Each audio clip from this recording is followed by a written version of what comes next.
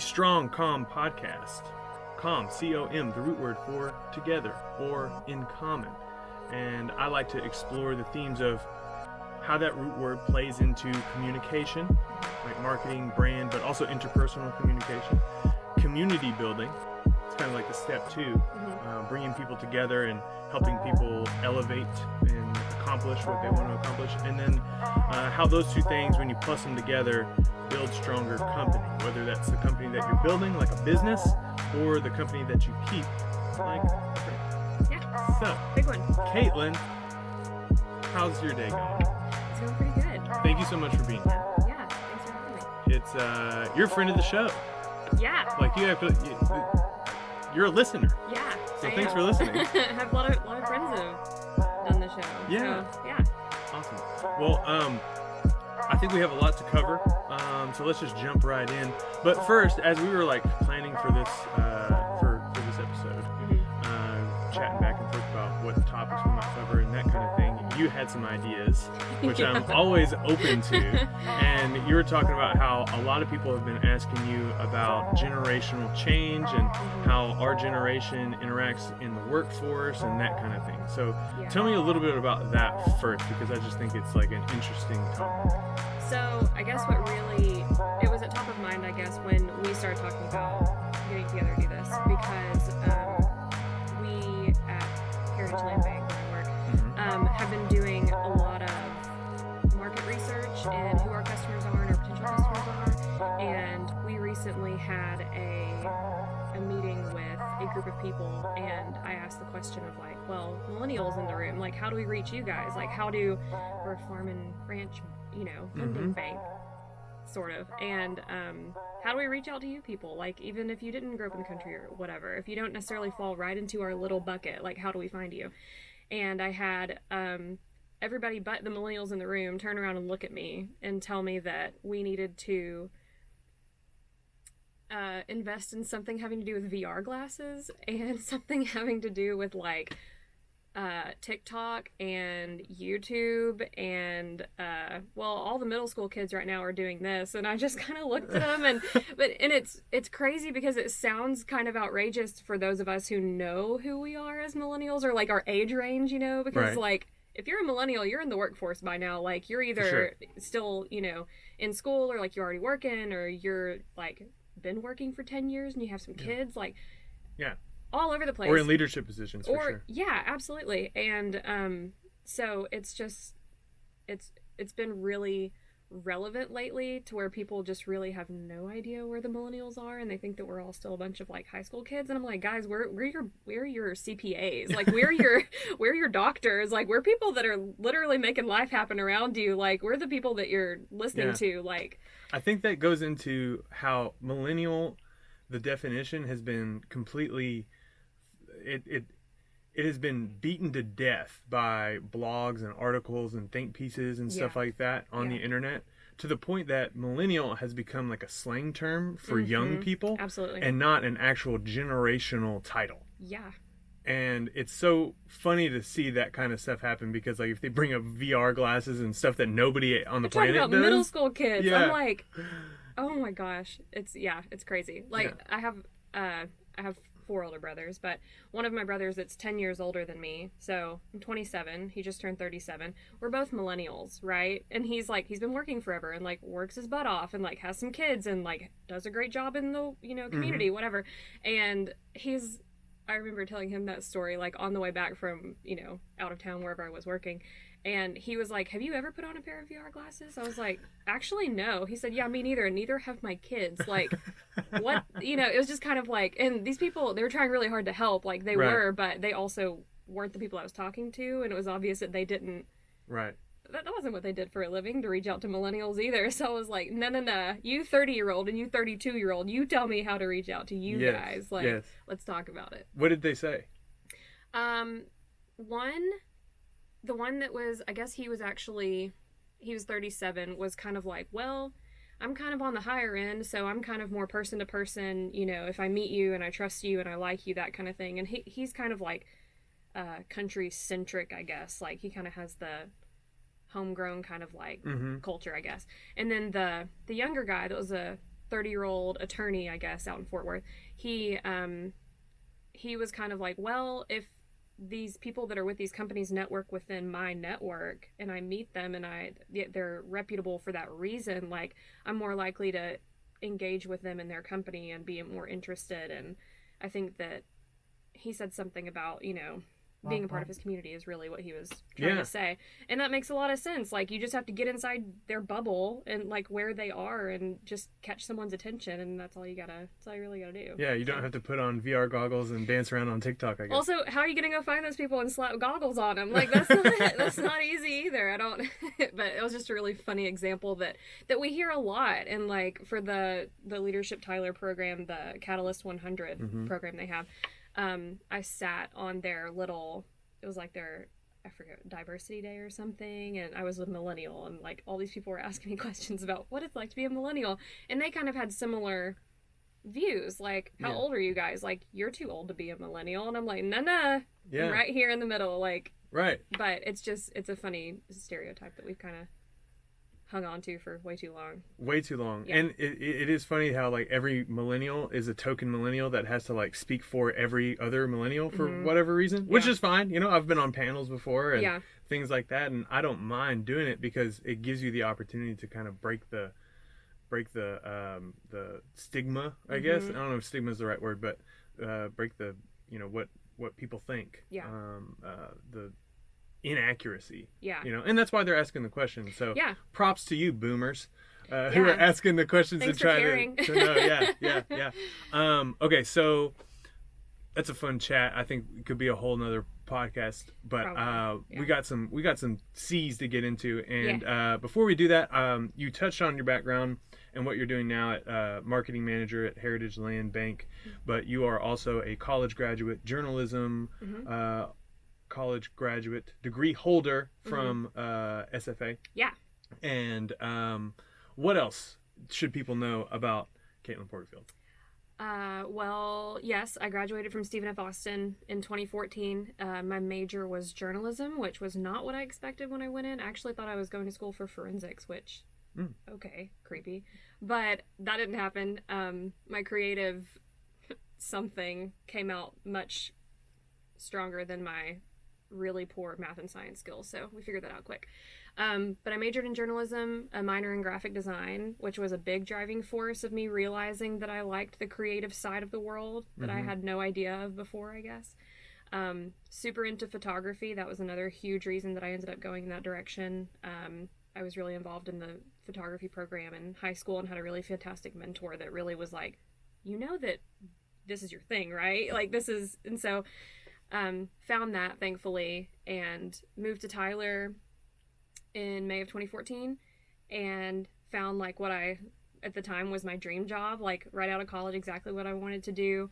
What was that? That was at Renard Group Ad Agency and Tyler Today magazine. It's a one company, two part kind of situation. And I had interned back home. I'm from Texarkana. I'd interned for her magazine there over the summer and then also over Christmas break, and had not before realized that I cared at all about design or publications or anything of that nature, and I fell in love with it. So it's exactly what I looked for when it was time to graduate, and I looked in the DFW and different areas, but I found my home in Tyler, and I've been here since then and loving it. It's been about 5.5 years since then, which makes me feel really old, but so I've been doing that since then. So I worked at Tyler Today for about 3 years, and then the opportunity kind of found me, and I found it at Heritage Land Bank. And Yo, who's been on your podcast before, I learned a lot about Heritage Land Bank in that conversation I did. Yeah, it's pretty cool. It is pretty cool, and it's such a different kind of company, and it's so. I was really looking for something that was about helping people, and like just a different kind of. I was looking for something different. I didn't know what it was, but they're so all about helping their customers and doing everything they can for them. So that was a big deal, and they're just such good people. And I mean, Yo's freaking great. So she totally won me over, and we're close friends, obviously. But so I've been doing that since then, and then recently moved up to marketing manager. And have been doing that. So that's my work life. That's the work life. So that's work life. So besides that, especially when I was at Tyler today, the editor there is incredibly involved in the community and just like a servant to all. Jennifer Gaston, and she really introduced me to all of these really fantastic nonprofits that we have in town. And we have, I mean, this is like, it's become a cliche phrase because everybody says it, but it's so true that we're such a giving community, and everyone in Tyler just wants to give and like help and be there for someone else or a cause or something, which is a pretty solid problem to have, a bunch of people that want to help. So I started finding lots of outlets for my creative talents that I could help save some of these like nonprofits money, you know, like having to pay an agency or someone to do some things, or having to, you know, outsource pretty far to get some stuff done, and it takes longer. But I have done a lot of work with American Cancer Society, which I have a huge heart for. And then I also, once I moved downtown Tyler, I got super involved and have continued to be with the Heart of Tyler organization, which I super love. That's a huge passion project for me. And I'm on the board with them now. And then the Tyler Young Professionals is a huge, like, right. I mean, all of my close friends I found there. So, and I'm a little bit biased because I was on the board for a couple of years and like rebranded it and like we're gonna get into that. Made it cool, and you know, like, I felt like I made it, you know, more cool. It was already cool, but anyway, like our team worked really hard. But been involved in that for a while. Just rolled off of that, so on to the next thing, I guess. There's a million other things. I know you do a lot of stuff. You're very, very busy, and that's why I really am excited to have you here, because you are a wellspring of knowledge, especially for our local community. Before we get in and break into a little bit more about that, like your work with Heart of Tyler, Leadership Tyler, TYPN, all those things, the list continues.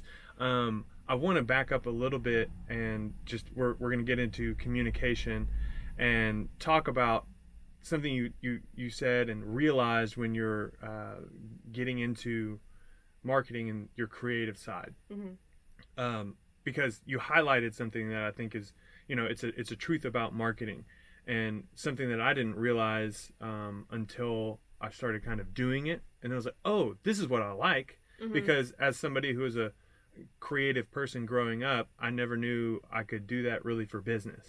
And marketing is that blend of art and science. Like you have this science kind of, you know, forensics type of interest, but you're now kind of scratching that science type itch within the marketing profession. And so I just wanted to kind of highlight that, like how marketing does serve, you know, kind of that both, you can have your feet in both at the same time, and, you know, really provide business solutions through creative work. Problem solving is like the big, and it took me forever to figure out how could I go from one extreme over here all the way over to like graphic design and creative and you know, journalism. But I think I decided it was like the problem solving aspect of it, but it's such a different, creative minds think so much differently than like an analytical mind, and we solve problems backwards rather than forwards, and it's just a little bit different. So I think that's the commonality. I finally was like, oh, that makes sense. I get it now. So within marketing and brand, you worked with a lot of different nonprofits, and now you're working with a bank. I wanted to know, you know, what excites you about the profession itself, and why you've decided to say, like, I'm going to go all in. You're touching on it, you know, here and there, but is it the, like, I guess I really want to know, like, what really excites you about the profession, and what are some brands and stuff that like really say, hey, you know, they're an example for you, maybe, of like what strong communication looks like.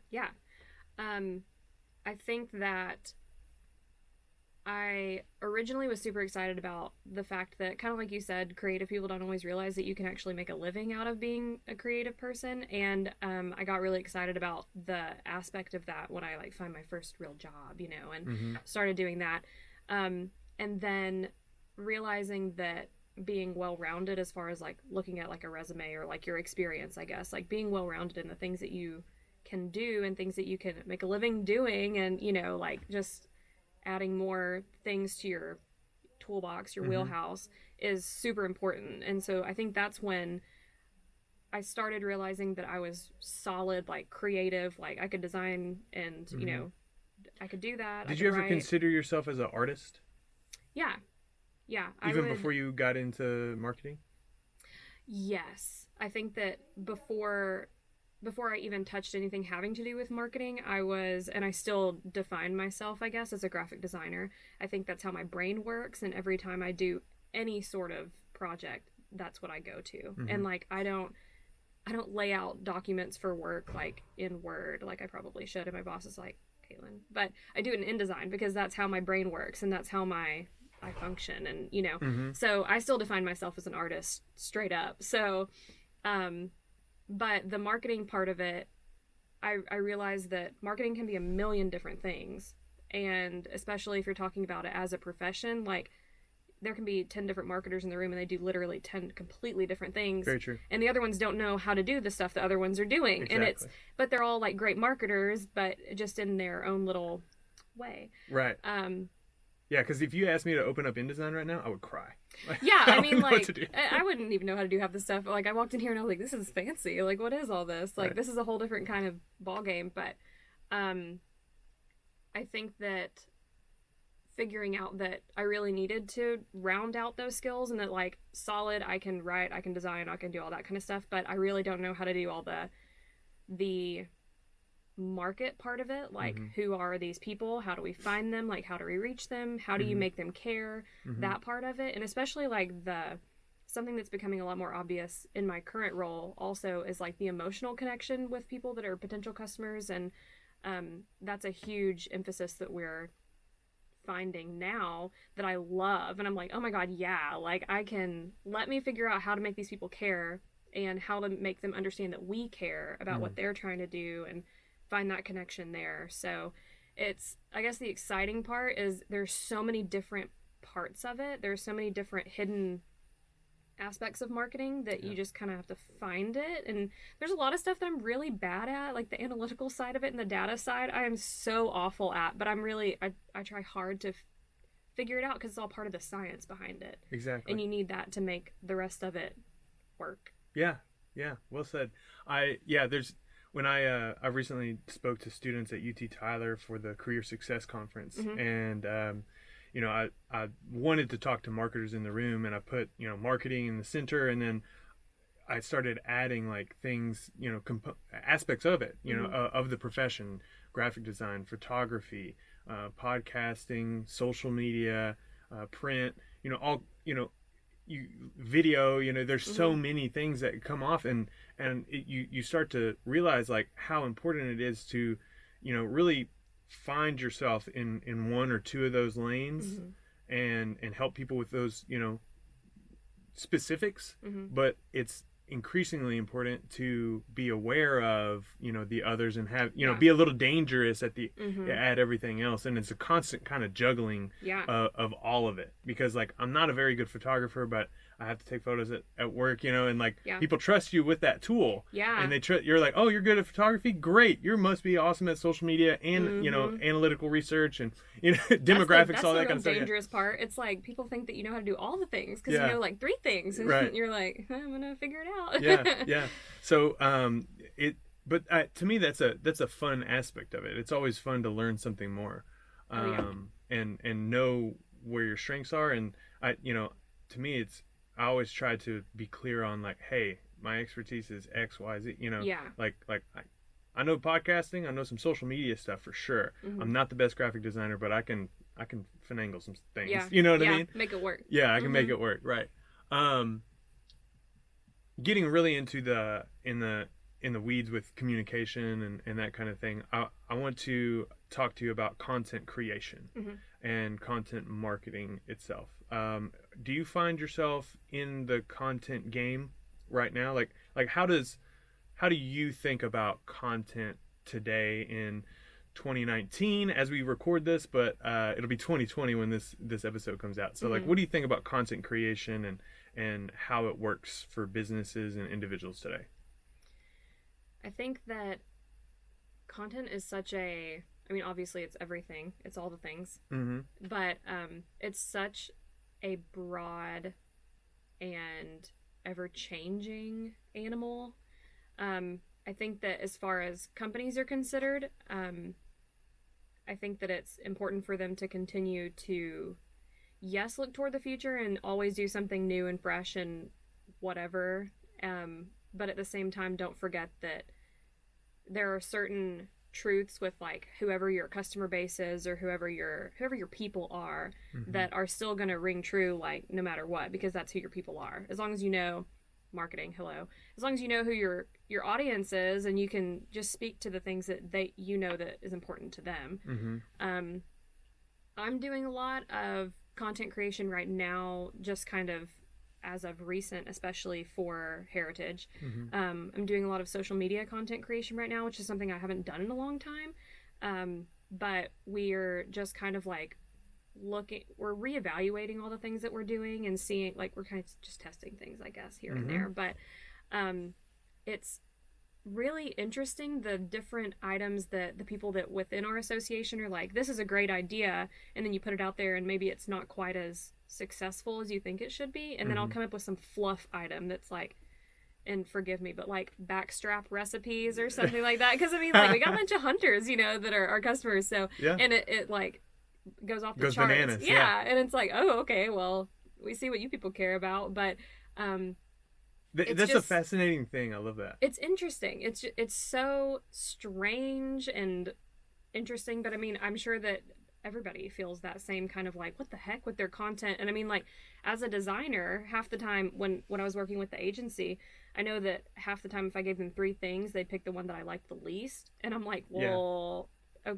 all right, and I think it's a total toss up. I mean, as far as creating things and seeing how it goes out there in the world. Yeah, so much of communication, and especially online, there is no, we're talking about the tools of the marketing trade, right? And there's no lack of those tools, but all of them depend on how much you listen. Yeah. Like, listening is actually the biggest part of a marketer's job, essentially, and getting to know who those people are. When I first started at the company I work with now at PDQ, I didn't know anything about trucking. And I had to like get on the phone, start talking to truckers. I had to like start reading and learning, and gotta learn their language. Exactly. And it's such a fascinating thing to learn and figure out what people are passionate about. I think it always comes down to that.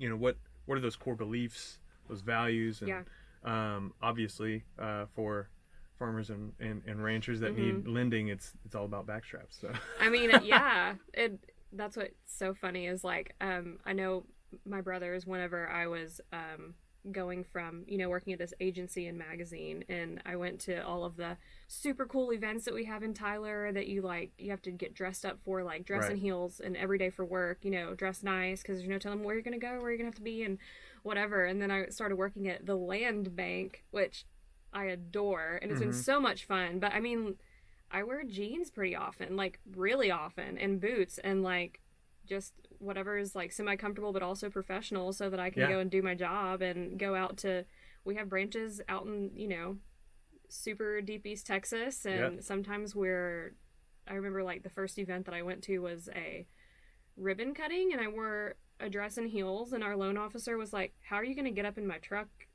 wearing that? Like, we're going out to like dirt road area, and it was not. But the difference is just so interesting, and like learning how to create content for a whole new world of people was it's been a cool experience. That's I love that you're touching on. It's also about the culture, and you kind of have to match what's happening, what other people do, down to the dress, and of course different companies are going to have dress codes and stuff like that, but there's a poor if anybody needs like a graphic design job, and you might want to go talk to who are Cavenders. Oh, yeah. I've seen like a job posting for them for like the last year and a half. They need somebody over there, like for like social media or something like that. But I don't know anything about that lifestyle, right? Yeah. And they need somebody within that lives, breathes, and understands that lifestyle, or they know. won't. They'll sniff you out. Exactly. They know that you're a phony. Like, if exactly. you are. Yeah. Exactly. So it's perfect for somebody out there, but it's going to be extremely hard because you can't fake it, right? Yeah. You really have to find, where you can live comfortably, and it kind of goes to that community aspect too. I think that part is really fascinating, and that just kind of diving into the culture and living with people. Yeah. Content creation. But let's talk about, now I want to talk about content curation, because I want to give you props on your Instagram. You're prolific on your Instagram stories in terms of like always, just sharing different like memes and things that like that you find. And they're always well designed. And I just think that that's a cool thing that is a art and science in itself. And I think that a lot of brands could learn from someone like you in how you find those things. Now, this is on your personal page, right? But at the same time, you have a certain aesthetic, I think, that you're looking for. And I'll give you a chance to correct me. But just like setting it up is, you have a certain aesthetic, you have a certain message, you have a certain, and it's definitely consistent. So I just wanted to ask you like about that and like what's the motivation and what is the aesthetic? What is the, what are those things that you're looking for when you're curating that type of stuff? Yeah, that's really funny. I wasn't ready for that. I love good design, and friends have made fun of me because like if I go buy a bottle of wine, I don't really know what I want. I'll get the one that has the best label, because even if the wine sucks, the designer worked really hard. Like, they did their job, so right. I'm gonna support them. And then if it's not good, then we'll figure it out. But yeah, I'm a huge fan of good design, and I also am a huge fan of a lot of stuff that I share is positive in general, or if it's a lot of times it's just funny, and I'm like, this is this is what I'm thinking in my head, right. Let's throw it out there. But I love people's reactions to things. I get a lot of reactions to my stories on Instagram, and I've honestly never really thought about this until right now, so this is funny. But yeah, I definitely only put stuff that I think is like well put together, good content, I guess, on there, because and my Instagram is public and it's professional enough that it can be, because I never want there to be anything out there that is like unprofessional or not like true to who I am. True, or that like my employer, like my family would be like, oh my gosh, why would you do that, because that's just not, I don't want to be the person, sorry. But yeah, I like good design, and I like to put it out there, and I like to share it with other people, and especially the stuff that's like positivity and good design. It's all the good stuff. And I'll see other people like sharing it on theirs, or they'll post it on their Facebook, and I'm like, yeah, just keep it rolling. Like, people need that stuff, throughout the day, and everyone's like sitting at work and like takes a break and gets on Instagram and hangs out on there for a while. And I mean, it's good to have some good stuff on there instead of all the awful stuff that people are throwing on Facebook and elsewhere. I just scroll past. I'm like, goodbye. Right. We're not dealing with your negative stuff today. Right. Yeah, it's always good to put more positivity in the world. And I think that you have an eye, of course, for design, and it's just another thing that like is interesting, because kind of goes back to, you never know what's going to resonate or impact with people. And I've talked about this with my friend Jared over at TYPN about like memes and things, and how like memes can be a positive. It's so funny. Like, you can work really hard on a design, or you can work really hard on a piece of media and it falls flat. Yeah. Or you can share a meme that looks, really like janky. Yeah. And everybody will love it, share it, all that kind of stuff. Because it resonates. It's the message actually that's behind it. And then, but to curate a aesthetic and, you know, you're representing yourself in a lot of ways by sharing the design, and, you know, the stuff that kind of that catches your eye matches, you know, what you think good design is. Yeah. And that just goes to show like how powerful social media, and what a lot of this podcast is about, is empowering and giving examples of people who are utilizing their online presence as a professional networking opportunity, resume, portfolio, a personal brand too. Personal brand. Like, exactly. Yeah. Exactly. And like I just read Seth Godin is a prolific writer, and on Instagram he'll put out like mini blogs, and he put out one called like, why does anybody need a resume? Yeah. And I loved it because it's just so like, if you don't need a resume, I put information out all the time, and anybody else can, you know what I mean? It's not just about me. It's just like the first thing that I'm going to do when I am interested in hiring somebody or learning more about them, I'm going to figure out who they are on their socials. And it goes a long way, because if you can present yourself in a positive, you know, uplifting, well-designed, curated manner, especially if you're doing creative work, well, you know, sky's the limit of what's possible for what you can do for any other business that you go to. So I just wanted to give you kudos too. So. Hey, thanks. Yeah, not a problem. What's your Instagram for people? It is Kate Porterfield. Kait Porterfield. Okay. Followers. She needs followers. Daniel Anderson on Facebook Live. Kaitlyn's saying all these nice things about other people, but we all know that she's the nice one, and everything she touches turns to gold. Oh gosh. Dang. Thanks, friend. That's sweet. That's a great compliment. That's a great compliment. Thanks for watching, everybody, on Strong Com Podcast live on my Facebook page. If you could, go to strongmind.com/subscribe and subscribe so you don't miss when this episode goes live in 2020. Moving right along, we're going to talk about community now, and you're definitely a person to talk to, learn more about, specifically for the East Texas area.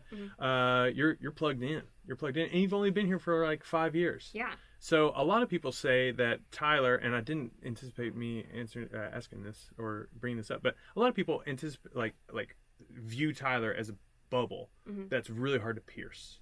And you know, your time at Tyler today, like you mentioned, kind of gave you that door in a lot of ways, to open doors to network with, you know, the people who are making things happen. So I just kind of want to ask real quick, like, if you were if somebody just moved in and they were looking to kind of connect and, you know, make a home here, how would you advise somebody to do that? So I guess my best piece of advice would be to find, even if it's just one person or if it's one community, and especially at our age, I like to say, you know, go to TYPN and go meet some people, the Tyler Young Professionals Network, just because that was a really fantastic outlet for me and for almost all of my super close friends, to meet people, and some have found jobs because of it, and sky's the limit. But I think that when I first moved to Tyler, I knew one person who I'd gone to college with, and she was a sorority sister of mine, and I even like slept on her couch for 2 weeks while my apartment was getting ready, like, so I could go ahead and start working.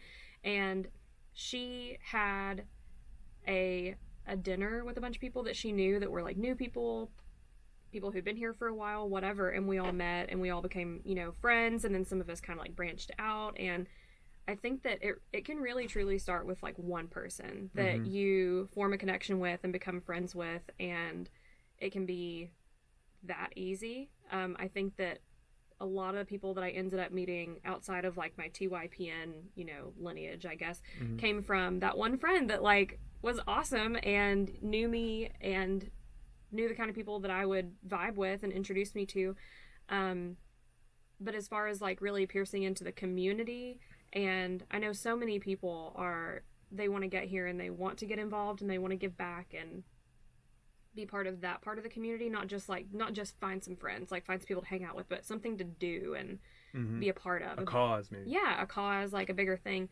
And I would say the easiest way to do that is to either find like the director of that, whatever cause it may be. I mean, I've had some friends that, like, not friends, I guess, but new people that moved to the area. They're like, what do I do? And I'm just like, well, what do you care about? Like, what do you have a heart for? What is something that you're gonna wake up early and go show up for because you want to? And whatever that may be, find that person, that wherever their office is, or that organization, or that volunteer, whoever it is, like, find someone there and, like, be diligent about saying, hey, I really want to be a part of this, and then just show up. I mean, half the time is just showing up and giving somebody the chance to be part of something, and they'll show out. Like, they'll do a great job. So I think that just not being afraid to make those connections, and not being afraid to put yourself out there too, because that's really hard. Like, our own insecurity is really hard to get past, and then you think it's everyone else around you, but it's really just, if you're not talking to anybody, they're not going to talk to you. You know, they're not going to engage back if you don't engage. So it's a lot of different things, I guess. It's not just one piece of advice, but yeah, I think it's great though. That's definitely great places to start, knowing the people, and then also knowing what kind of impact you want to make. Yeah. And yeah, I think that's awesome. It just kind of came to mind. I don't know why. Yeah. For that person out there listening. Yeah. That's why it came to mind. So let's talk about networking. You're a networked. You're a networker. Yeah. You're plugged in a lot of ways, and you know, a lot of times, you still don't know everybody. No. Right. So I'm trying to think of. I'm like thinking on my feet here exactly how to tackle this, because. So let me ask you this: how did you get involved with TYPN? Let's talk about that. Let's talk about TYPN. Yeah. How you got in, and then over time, you mentioned already. Spoiler alert: that you kind of took charge and were instrumental in the rebranding of the organization. So tell me a little bit about TYPN and how that happened. Yeah, so when I moved here, I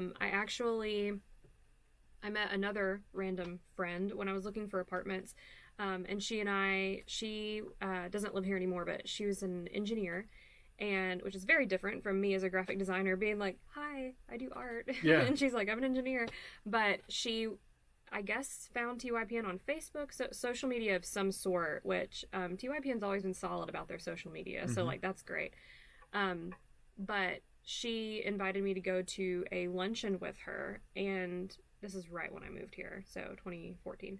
And I went, and it was the beginning of the luncheon when everybody introduces themselves, and, you know, the president was really nice, and I remember thinking, like, that's a really nice person, and now, like, we're friends now, but, I remember everyone in the room was pretty much, like, in suits or business, like, very business attire, corporate attire, I guess, and I was kind of, but not, I just felt a little different, and everybody in the room were either attorneys, CPAs, or engineers, or something, and I stood up and I was like, I'm the production coordinator for a magazine and ad agency, and I do graphic design, and I felt so weird.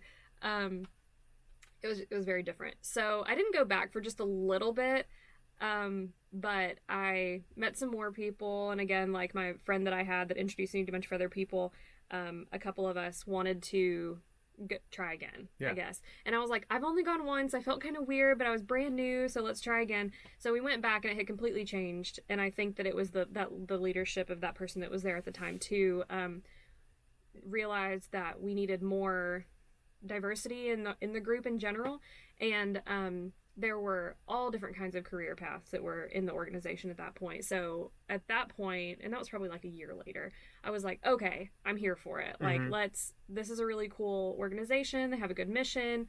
Connect, grow, lead is like their tagline.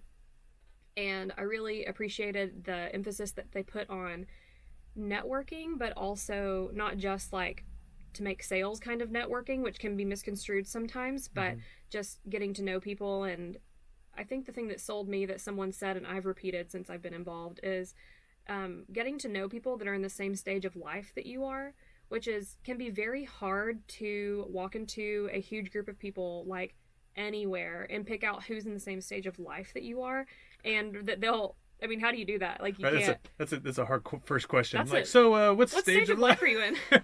Yeah. What are you doing with your life right now? But just people that are like on the same page, it's so refreshing when you haven't yet found that. And a lot of these people are like, they just moved here from wherever and whatever they were doing, working or school or whatever.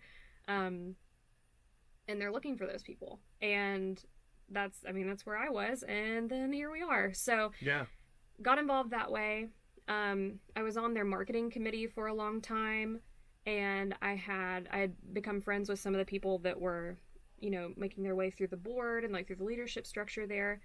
And I guess it was 2 years ago, I forget what year it was exactly, 2018, I was nominated into presidency kind of randomly. I had not yet been on the board, but we just had there were a lot of changes that were going on. And so they were like, Kaitlyn. And I was like, what? Who? No.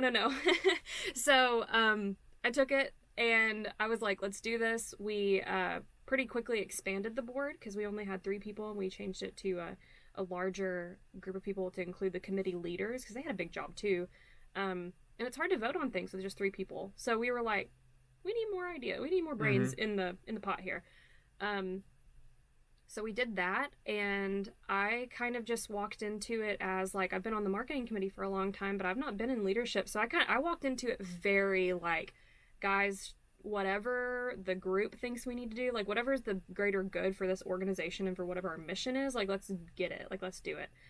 And I had a lot of feedback about the brand of the organization, and also suddenly I was the face of the organization in the community, and I was hearing the perception of our organization in the community much more clearly and loudly than I had before, which was positive, but there were some not concerns, I don't even know some people thought that we were just a bunch of young kids like drinking and hanging out. Yeah.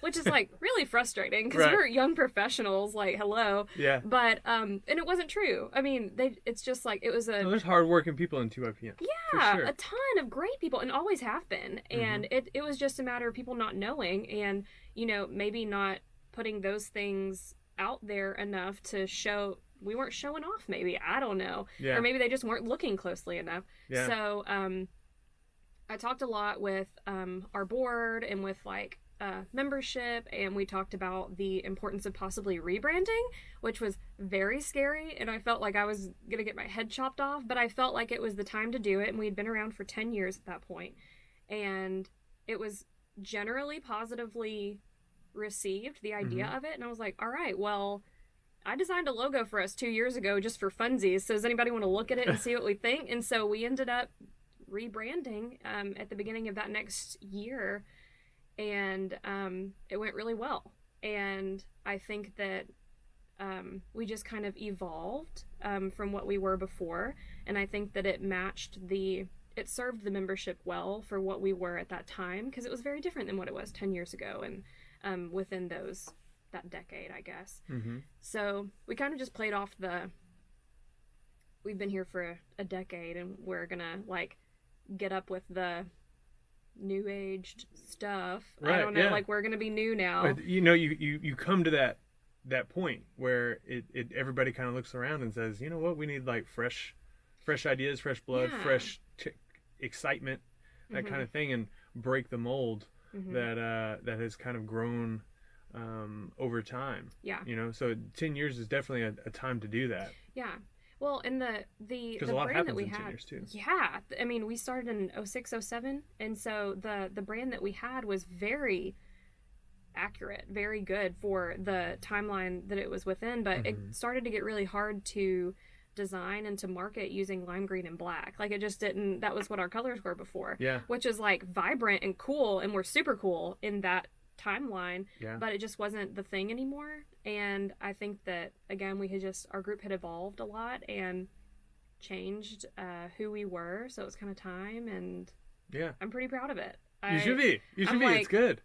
It was a reluctant change, but I was a little nervous about it, but I think it turned out well for the overall. Yeah. For the better. I'm going to put you on the spot.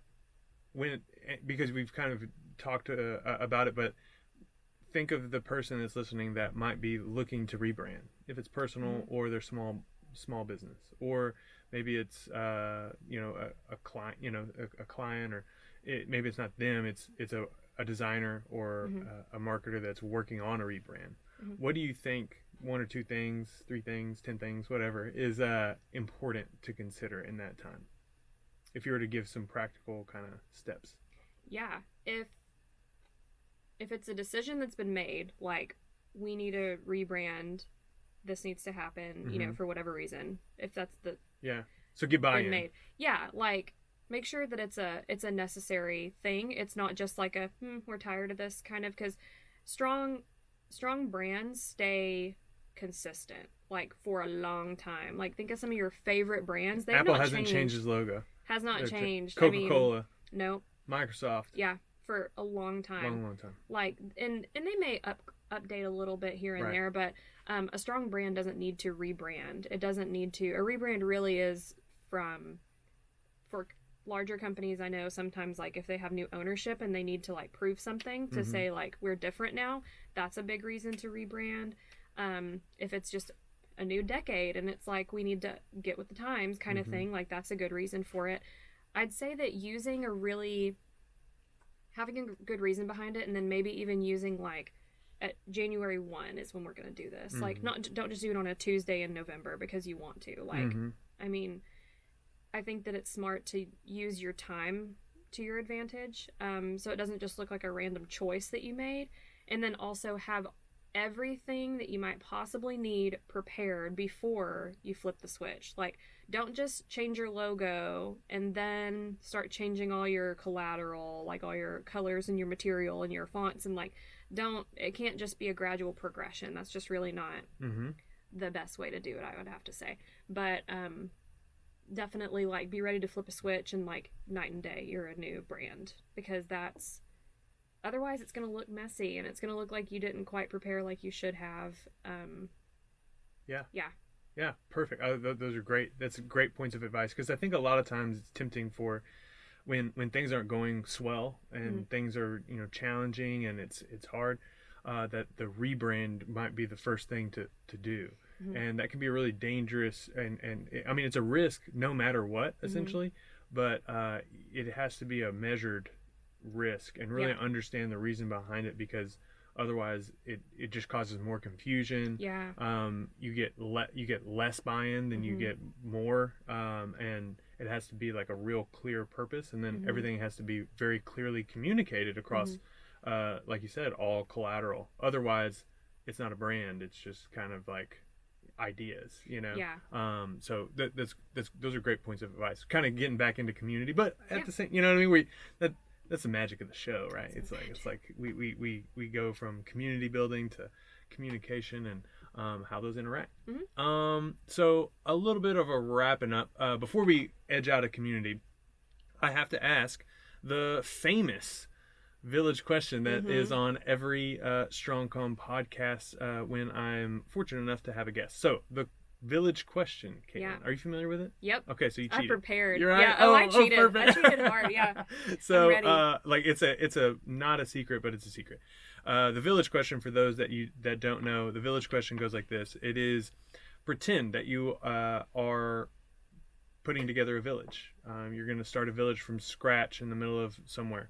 And the only way you can get people into that village is through 4 signs facing 4 different directions, if you would fix that into your mind. And on those 4 signs, you can only put one value or principle that would be outward facing, that would communicate the type of people that you want to live with in that village. So, Kaitlyn, what would you put on those 4 signs? Okay, I cheated. I prepared for this because... No, that's great. And I thought really hard about it, because that's a hard question, but also an easy question, because I feel like we kind of make those decisions daily, like the company that you keep, like you said. I mean, you kind of, they're not visible, but you put those signs up, you know, with non-verbal communication in general, and just like how you carry yourself too. So I took a step back and was like, this is a pretty solid question.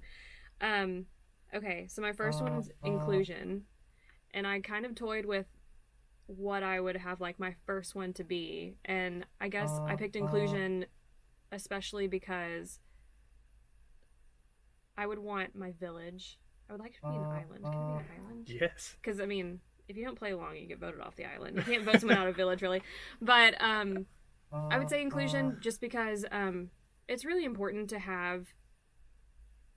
It's important to know and to like be friends with all different kinds of people.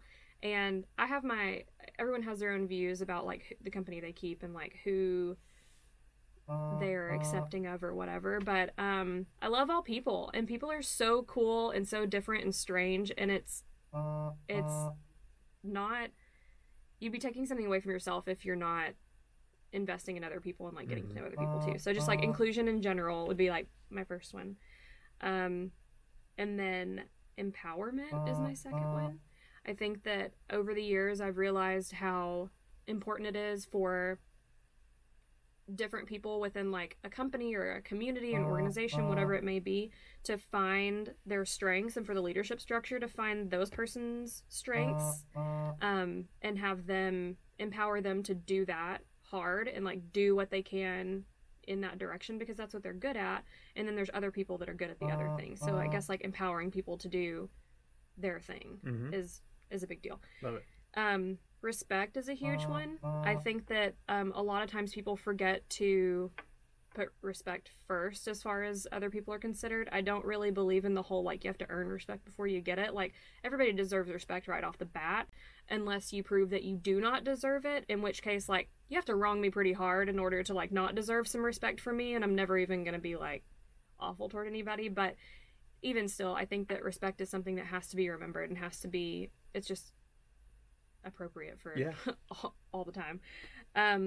And then service, which is a very broad term, but I think that service to each other, to the community, to, you know, whatever God you're serving, I guess, like just service in general would be a big part of my island or my village too, because if everyone's serving and being empowered to do what they can do, and we're including everybody. I sound like such a hippie, but I mean, like, I think that would be the best mesh of things, and it'd be a pretty happy little island. Yeah.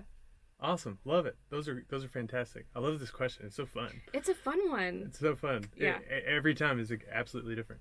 I know you got to go. We're running out a little time, but to get into company, and we've definitely touched on a lot of stuff that builds other people and builds businesses and everything. But I do want to get your take on something that's somewhat controversial in East Texas, Tyler, Texas specifically, and that would be the 7-Eleven on Loop and Broadway. Breaking news. Yeah. So TGI Fridays is, so for those that are outside of our local community, Tyler, 100,000 people in the city, 200,000, you know, if you go out a few miles. The Loop and Broadway is a huge intersection for people navigating the city and that kind of stuff. And there's a Fridays there, went out of business, you know. We washed our hands of that, and there was great anticipation for what business might come next. And 7-Eleven, the gas station, is gonna be is rumored to be there. I think it's like official though. Some people hate it. Some people are like, "What? I don't care." How do you feel? It's so interesting to me how controversial this is. Like, why? But yeah, I mean. No, it may not be like the absolute best, most amazing idea anyone ever had to slap a 7-Eleven in the middle of like one of the busiest areas of town. But also, they're all about convenience. Like, there are some people that love 7-Eleven. Like, they are brand loyal to 7-Eleven. And they have a solid brand. Like, they're... Slurpees? I mean... Big gulps? They're pretty solid. I don't really have a hard opinion on it, to be honest. I mean, it may be more convenient for some people because it is in a busy area, and I mean it's a gas station where it has a bunch of stuff that you need too. So like, go get it. Like I think it'll be fine. Everything will be fine. That's my prediction. Everybody will get over it and it'll be fine. Yeah. I tend to agree. I think it's a to me the brand, the marketer in me says 7-Eleven's like smart. You know what I mean? Yeah. And for a gas station to have, like, what is another gas station that has a strong, beloved brand? Right. Buc-ee's.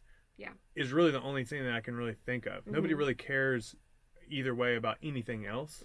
But 7-Eleven has some sort of Mystique or something like that. So it gives me the like, I'm like, yeah, come on. Yeah, we need you do here. it. You know, yeah. Like also, are there any other gas stations like anywhere near that little area right there? There's a few down. It's a couple miles, but I mean that's the nature of gas station. It's a solid spot for it. It's a solid spot for it to me. And as Tyler grows, and you think about like traffic and transit in that place, I don't want anybody going in there to camp out. Like I want people moving. You know what I mean?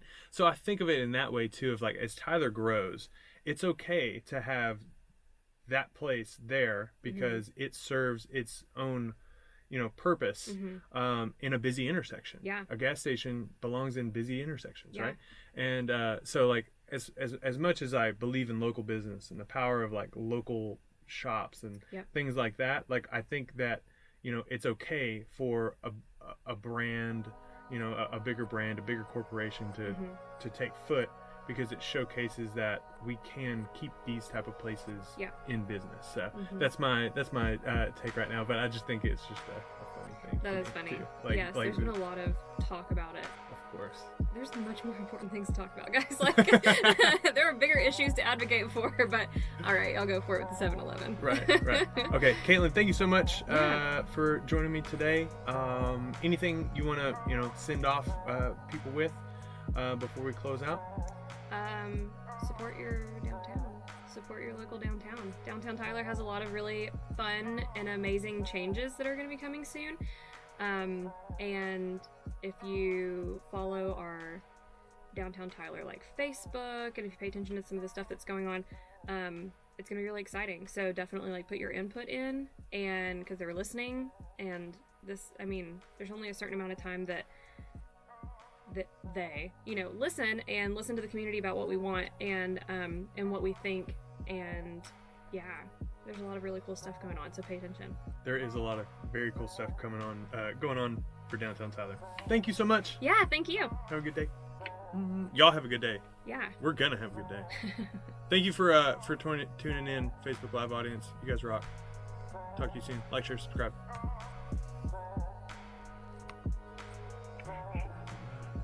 Ooh. Did you have fun? Yeah, that was a lot.